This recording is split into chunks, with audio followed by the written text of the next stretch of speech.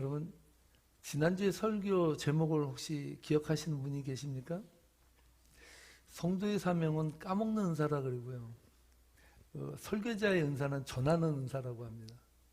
설교자가 어떤 면에서는 기쁜 일이죠. 우리 성도님들이 말씀을 들을 때 매일 새롭대. 목사님 이거 언제 하신 말씀이에요? 예전에 했다고 하는데 저는 도무지 들은 적이 없습니다. 이렇게 말하시는 분들이 있습니다.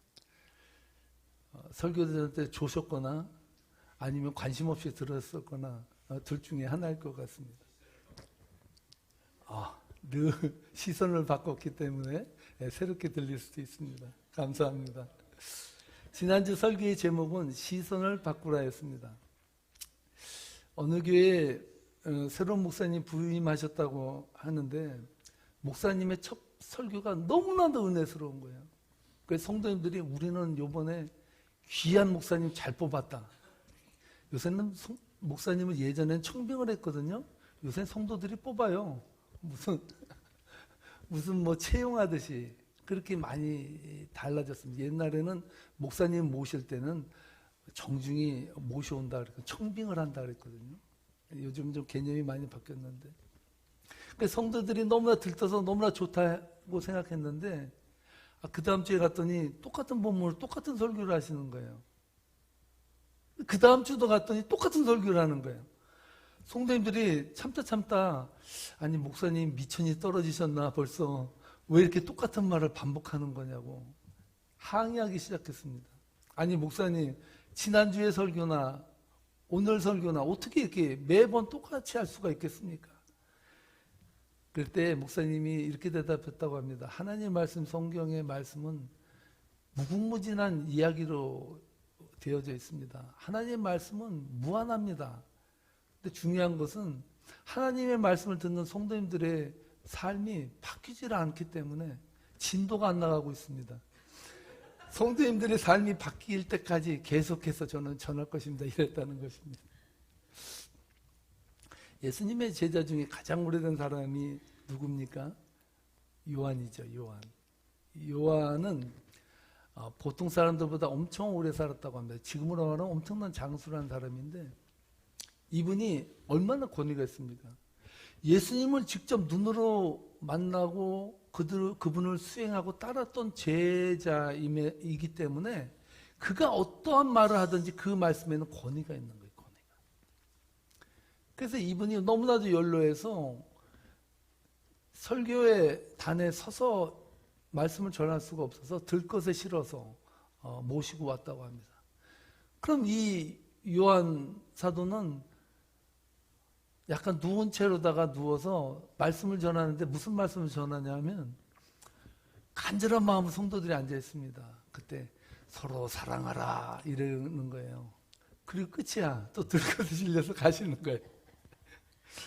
그 다음번도 또 마찬가지인 거예요.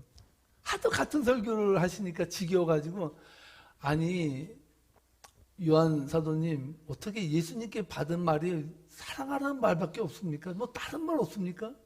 그랬더니 이 요한 사도가 이렇게 말하다는 거예요. 이 말씀 안에 다 들어있느니라 그러더라고요.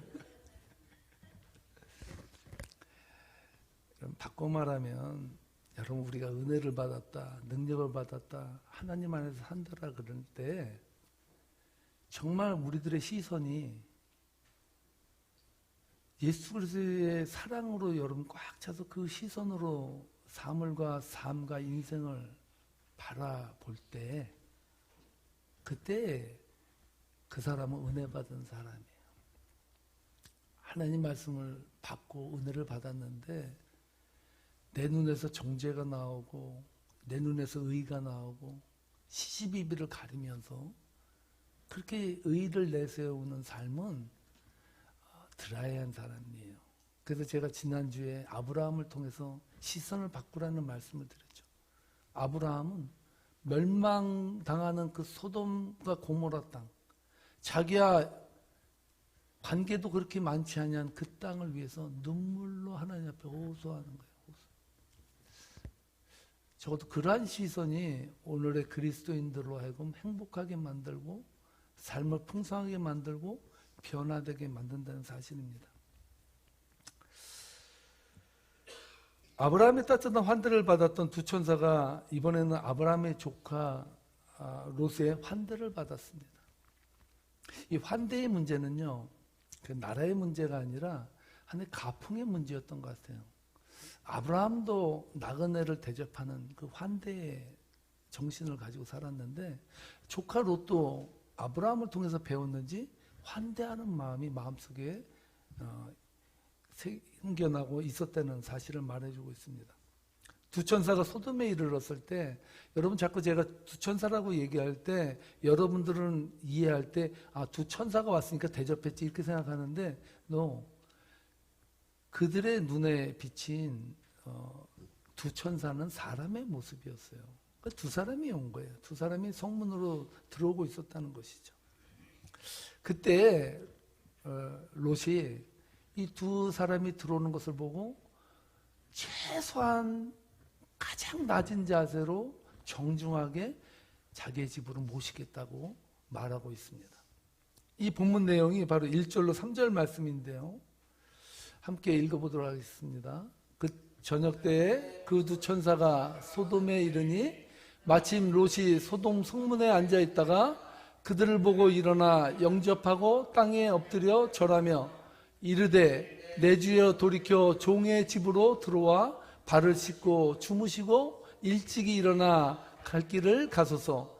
그들이 이르되 아니라 우리가 거리에서 밤을 새우리라. 이야기의 내용상 지금까지는 아주 평이한 환대의 스토리로 이어지고 있습니다.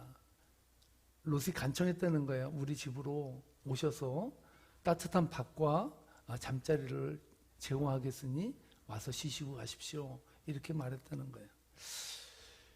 지금까지 이야기의 내용상으로 보면 아주 평이하게 잘 흘러가는 그냥 아름다운 미담의 스토리로 끝날 수 있는 대목입니다. 그런데 여기서 엄청난 사건이 발생해요. 폭풍 전야가 가장 고요하다고 하죠. 폭풍이 일기 전에가 아주 가장 조용한 시간이 흐른다고 하는데 꼭 지금이 꼭 그 시점 같아요. 갑자기 마을 사람들이 떼거지로 롯의 집으로 몰려들기 시작했다는 거예요. 4절 말씀입니다. 함께 읽겠습니다. 그들이 눕기 전에 그 성사람 곧 소돔 백성들이 노소를 막론하고 원근에서 다 모여 그 집을 에워싸고. 아마도 두 천사가 성문으로 들어올 때 롯은 그들을 환대하기 위해서 준비하고 그를 맞이했지만 성에 있는 사람들은 오는 그 두 낯선 자들에 대해서 다른 눈빛으로 그들을 향하고 있다는 것을 본문은 말해주고 있습니다. 어떻게 보면 롯이 두 천사를 환대할 때 이 소돔에 있는 사람들은 그를 냉대하고 멸시하고 그를 업신여겼다라고 볼 수 있습니다. 5절 말씀에서 폭도들이 롯을 윽박지르며 말합니다. 함께 읽겠습니다. 롯을 부리고 그에게 이르되 오늘 밤에 내게 온 사람들이 어디 있느냐 이끌어내라 우리가 그들을 상관하리라. 아멘. 여기서 우리가 살펴보는 상관하리라는 이 단어가 오늘날 현대 신학자들 사이에서 교회에서 엄청난 많은 논쟁이 일어나는 큰 이슈거리가 되고 있습니다. 여기서 상관하다라는 단어가 가지고 있는 뜻이 성관계를 가진다라는 의미거든요. 아담과 하와가 함께 동침하였다고 할 때 쓰인 단어가 야다, 바로 상관하다라는 이 단어를 똑같이 썼습니다. 그러므로 폭도들이 롯의 집으로 쳐들어와서 롯이 환대했던 사람들을 내놓으라고 하면서 우리가 그를 성관계를 가져야겠다라고 윽박지르며 롯에게 달려들었다라고 우리는 해석할 수 있습니다. 그 다음 절에 보면 롯의 행동을 보면 더욱더 폭도들이 롯의 집에 쳐들어온 목적이 선명하게 부각되는 것을 볼 수 있는데요. 6절로 8절의 말씀에 보면 이렇게 말합니다. 함께 읽겠습니다. 롯이 문 밖에 무리에게로 나가서 뒤로 문을 닫고 이르되 청하노니 내 형제들아 일어나걸 행하지 말라. 내가 남자를 가까이 하지 아니한 두 딸이 있노라. 청하건대 내가 그들을 너에게로 이끌어내리니 너희 눈에 좋을 대로 그들에게 행하고 이 사람들은 내 집에 들어왔은즉 이 사람들에게는 아무 일도 저지르지 말라. 그 당시 시대상이 얼마나 엉망으로 돌아가는지 알 수 있는 대목입니다. 요즘 여성들은 오늘 현 시대에 태어난 것을 축복으로 여기시기 바랍니다. 롯에게 온 손님들을 내놓으라는 폭도들을 향해서 롯은 아무 거리낌도 없이 이 온 두 손님들은 안 돼. 그러지 말고 내게 두 딸이 있다니까 그 두 딸을 너에게 줄 테니까 데려다가 너희들 마음대로 해라. 이러다.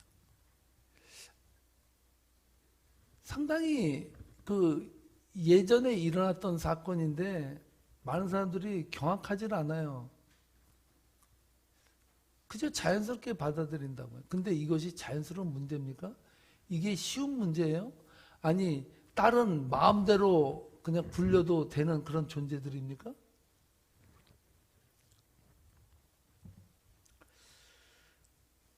이 당시 상황을 그대로 오늘날로 적용을 해서 해석한다면 자신의 위기를 모면하기 위해서 나의 그 사랑스러운 딸, 요즘은 아들보다 딸이 귀합니다. 딸을 낳으면 200점, 아들 낳으면 100점이에요. 또 아들 낳으면 50점이에요. 감점이에요. 딸이 더 사랑스러워요. 더 효도합니다. 그 당시의 상황을 오늘날로 적용해서 말한다면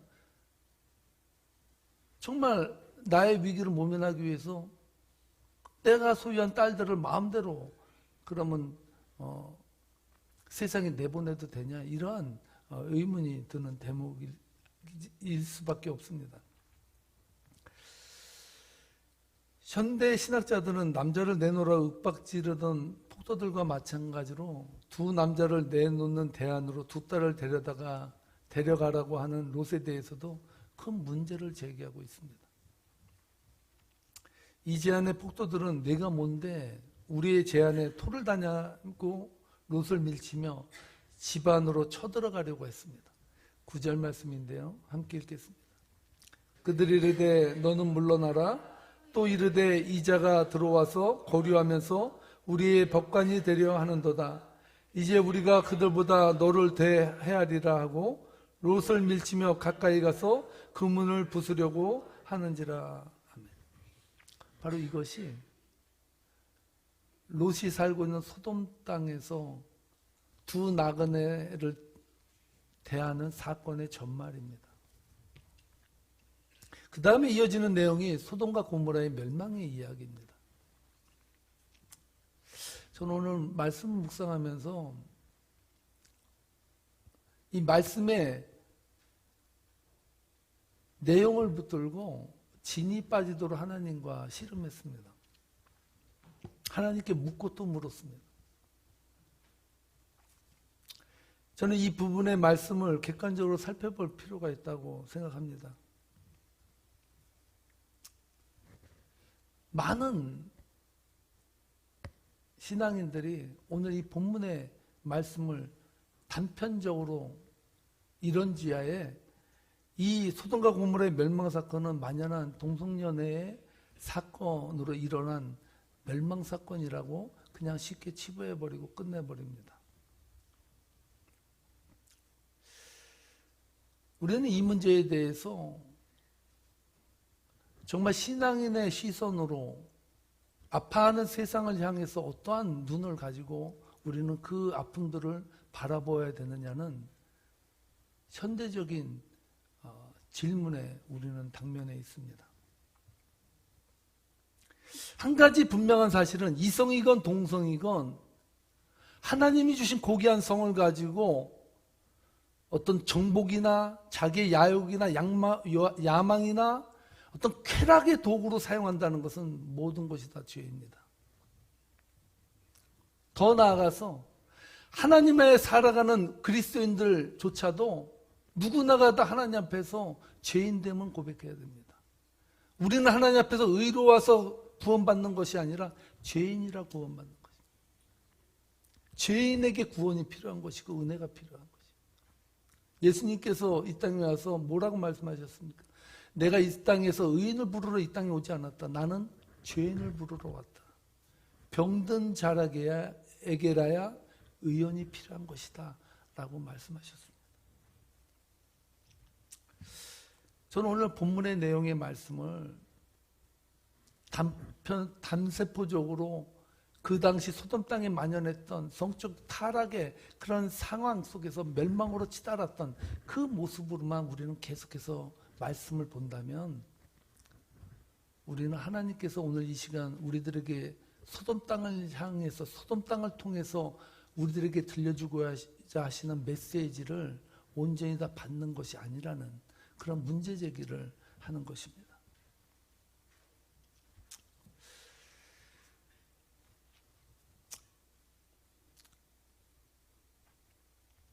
하나님께서 아브라함에게 내가 너에게 무엇을 숨기겠느냐, 내가 이 땅에 온 목적을 너에게 살짝 알려줄게 라고 말씀하셨는데, 앞장에서 우리가 살펴봤습니다.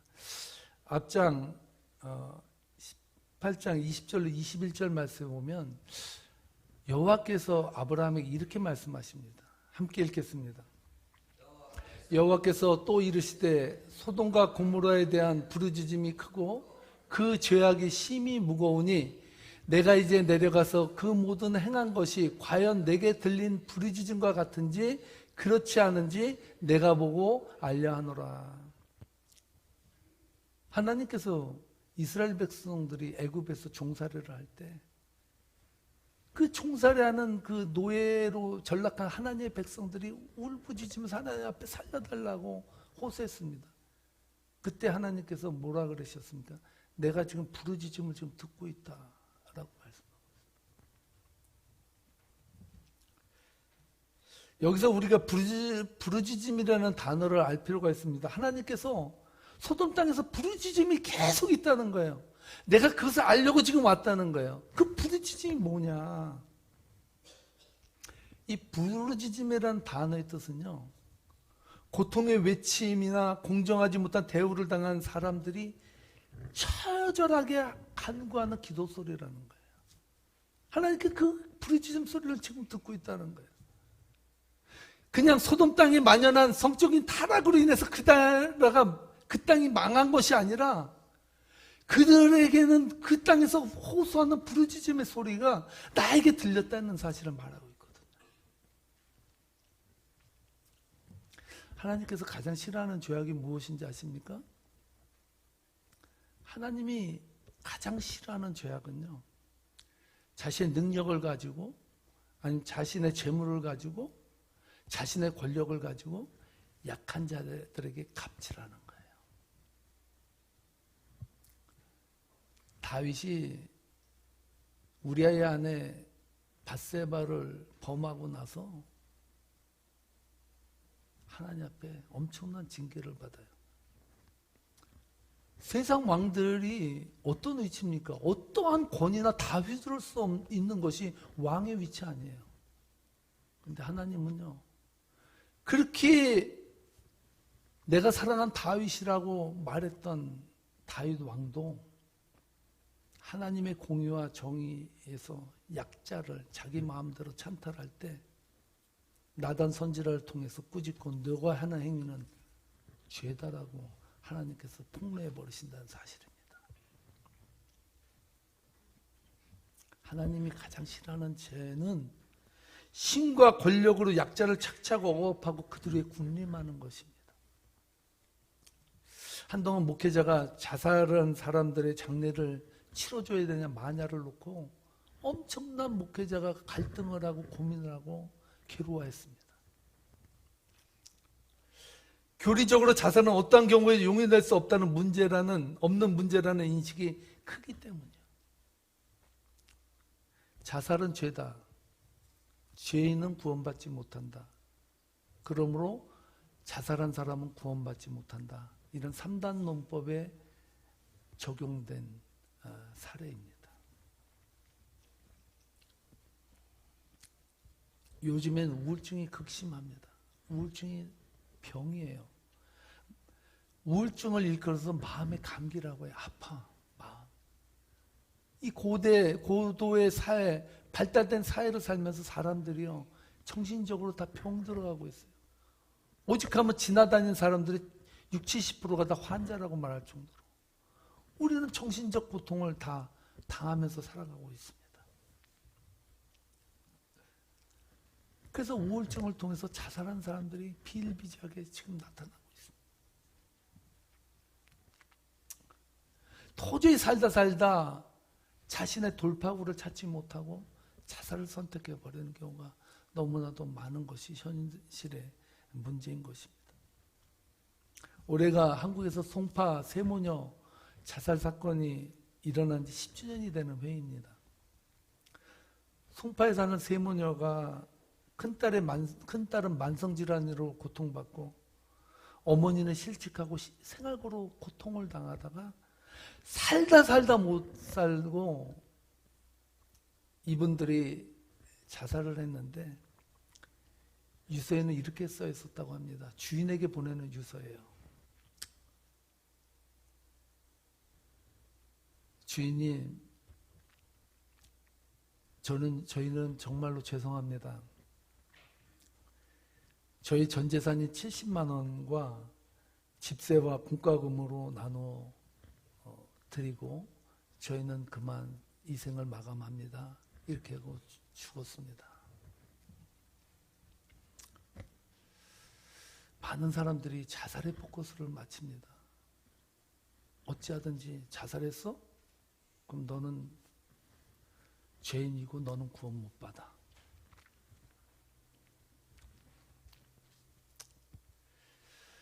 저는 이 사건을 접하고 얼마나 울었는지 몰라요. 자살은 죄라는 교리적 문제를 가지고 목회적으로 접근하면 그것은 더 날카로운 칼이 되지 않겠습니까? 필립 얀시가 쓴 놀라운 하나님의 은혜에 보면 이런 대목의 말씀이 나옵니다. 정신형을 받은 죄수가 삶에 고립되어 사는 것이 너무나도 무리하고 힘들어서 같은 죄수를 죽여버렸어요. 그런데 그 사람을 죽인 이유를 찾질 못하는 거예요. 왜 죽였느냐? 이것을 놓고 재판장에 섰습니다. 그래서 재판관이 물었어요. 당신은 왜 죄수를 죽였냐? 그 말 하니까 이 사람이 뭐라고 대답했는지 아십니까? 저는 천주교인입니다. 천주교인은 자살을 하면 천국에 못 갑니다. 그래서 자기도 고민하다가 옆에 사람을 죽이고 법정에 서서 사형을 언도받을 때 내 죄를 뉘우치고 그렇게 하나님의 나라에 가려고 내가 죽였습니다.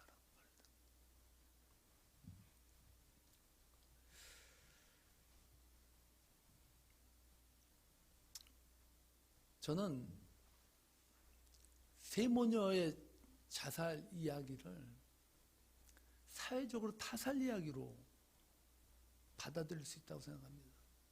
세상이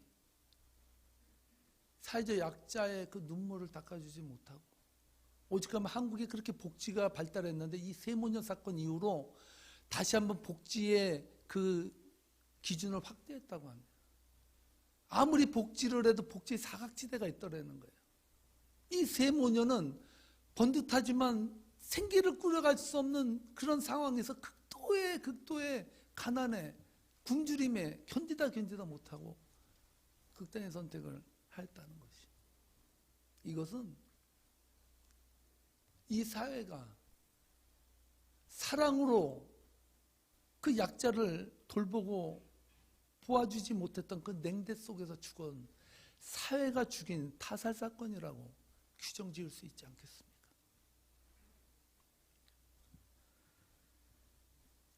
자살하는 죄와 자살을 방조하고 자살로 내모는 냉담하고 자기중심적인 사회에 대한 죄는 어떻게 물어야 되는 것입니까? 소돔과 고모라의 멸망 사건을 더욱더 자세히 조명해 보도록 하겠습니다. 성경에서 소돔의 멸망과 관계된 문제에 대해서 몇 부분에서 이 문제를 계속해서 다루고 있습니다. 에스겔서 16장 49절 50절 말씀에서 이렇게 말합니다. 함께 읽어보겠습니다. 내 아우 소돔의 죄악은 이러하니 그와 그의 딸들에게 교만함과 음식물의 풍부함과 태평함이 있음이며 또 그가 가난하고 궁핍한 자를 도와주지 아니하며 거만하여 가증한 일을 내 앞에서 행하였음이라. 그러므로 내가 보고 곧 그들을 없이 하였느니라. 소돔이 멸망당했는데 예언자가 말하기를 그 소돔 땅이 왜 멸망했느냐?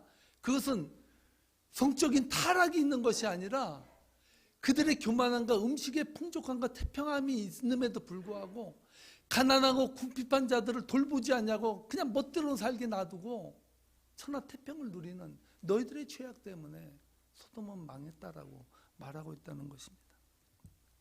유대교의 구전율법에 관계된 구전전승 모음집에 보면 소돔 땅은요, 땅에서 빵이 나고 흙이 금이었을 정도로 엄청난 부를 누렸던 땅이라고 합니다. 오죽하면 롯이 아브라함에게 선택할 땅을 택하라고 할 때 얼른 소돔이여라고 말했다는 거예요. 지금으로 말하면 강남이여 이랬다는 거예요. 그냥 나는 강남 땅 가질래 이랬다는 거예요. 엄청난 풍부한 것이 엄청나게 있던 땅이 소돔 땅이었다는 거예요.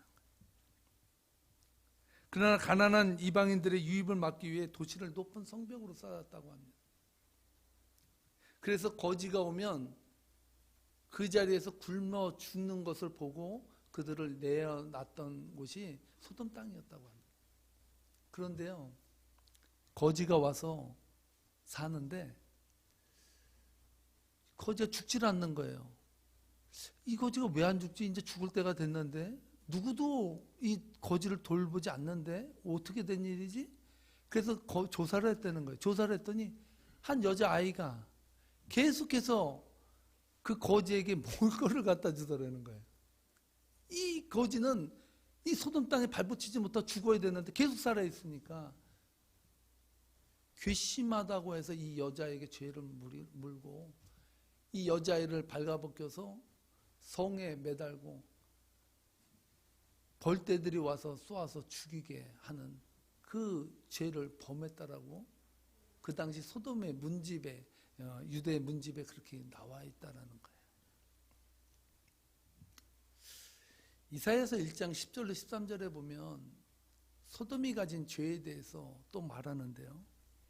이렇게 말합니다. 함께 읽어보겠습니다. 너희 소돔의 관원들아 여호와의 말씀을 들을지어다. 너희 고모라의 백성아 우리 하나님의 법에 귀를 기울일지어다. 여호와께서 말씀하시되 너희의 무수한 재물이 내게 무엇이 유익하뇨? 나는 수장의 번제와 살진 짐승의 기름에 배불렀고 나는 수송아지나 어린 양이나 수점의 소의 피를 기뻐하지 아니하노라. 너희가 내 앞에 보이러 오니 이것을 누가 너희에게 요구하였느냐? 내 마당만 밟을 뿐이니라. 무슨 말입니까? 많은 이스라엘 백성들이 제단에 올 때 엄청난 예물을 들고 하나님 앞에 찬양하며 하나님 앞에 왔습니다. 그런데 그들 향해서 너희들은 내 마당만 밟을 뿐이다라고 그들을 책망했다는 거예요. 그 책망한 원인이 뭔지 아십니까? 그 다음에 16절, 17절에 나옵니다. 소돔이 지은 그러한 죄들에 대해서 16절에 17절에 이렇게 말합니다. 함께 읽겠습니다. 너희는 스스로 씻으며 스스로 깨끗하게 하여 내 목전에서 너희 악한 행실을 버리며 행악을 그치고 선행을 배우며 정의를 구하며 학대받는 자들을 도와주며 고아를 위하여 신원하며 과부를 위하여 변호하라 하셨느니라. 아멘. 소돔이 가진 죄를 알겠습니까? 그저 단세포적으로 소돔 땅은 성적으로 타락해서 그냥 멸망한 땅이야 이렇게 취급해버리면 쉬워요. 그렇게 해서 다 멸망당하고 하면 끝나요. 소돔의 근본적인 죄들은 사회적 약자들에 대해서 방관하고 정말 그 약자들의 울부짖음에 하나님은 반응을 하는데 세상은 냉대했다는 거예요.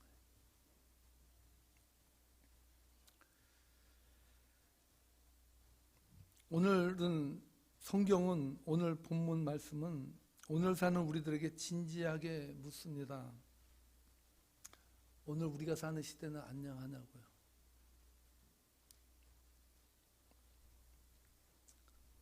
오늘 이 시대가 소돔의 시대보다 낫다라고 누가 장담할 수 있습니까?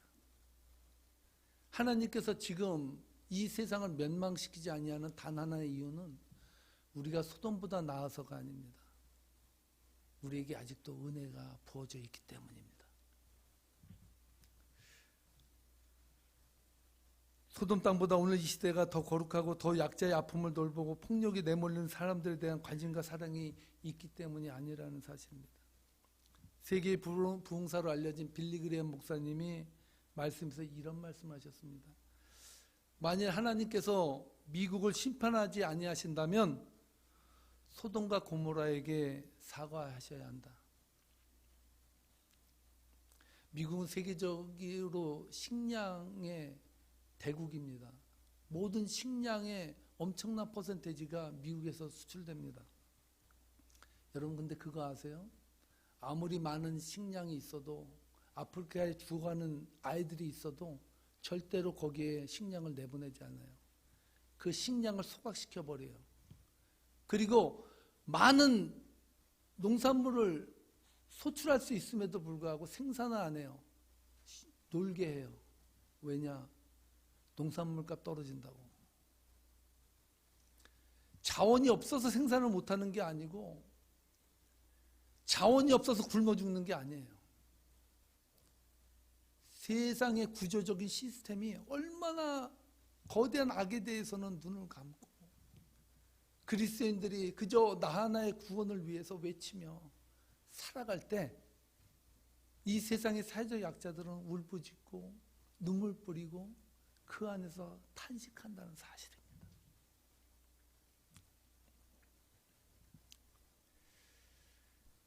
지금도 아프리카나 이런 나라에서는 단돈 한 달에 하루에 1, 2불을 벌기 위해서 그 많은 사람들이 커피를 따고 노동력에 동원되고 그들을 통해서 우리는 감사하게 이 미국이라는 이 안락한 나라에서 살고 있습니다. 한 가지 분명한 사실은 그들을 향해서도 감사한 마음을 가져야 돼요. 그리스도인이라면 그냥 단세포적으로 어떤 성적 마녀님 이 세상을 다 그냥 망하고 다 무너뜨리고 그것만 지키면 된다라고 하는 사고에서 벗어나서 이 세상을 향하여 함께 울어줄 수 있는 그리스도인, 그 그리스도인들을 우리 주님은 찾고 계신다는 사실입니다. 오늘 이 엄중한 정말 전하기 어려운 은혜의 설교가 가장 강력하고 좋은 설교임에도 불구하고 오늘 이 본문 말씀을 통해서 부르짖는 약자에 대한 눈물을 닦아줄 수 있는 그리스도인들이 된다면 그 자리가 온전한 구원의 자리가 아니겠습니까? 오늘 이 시간 나를 위해서뿐만 아니라 이 세상을 울어줄 수 있는 그러한 눈물이 있는 그리스도인, 그 그리스도인들이 될 때 여러분들의 은혜의 빛이 나지 않겠습니까? 오늘 이 말씀 붙들고 저와 여러분 정말 세상을 위해서 울어줄 수 있는 그런 삶이 되시기를 주님의 이름으로 축복합니다. 축복합니다. 기도하시겠습니다.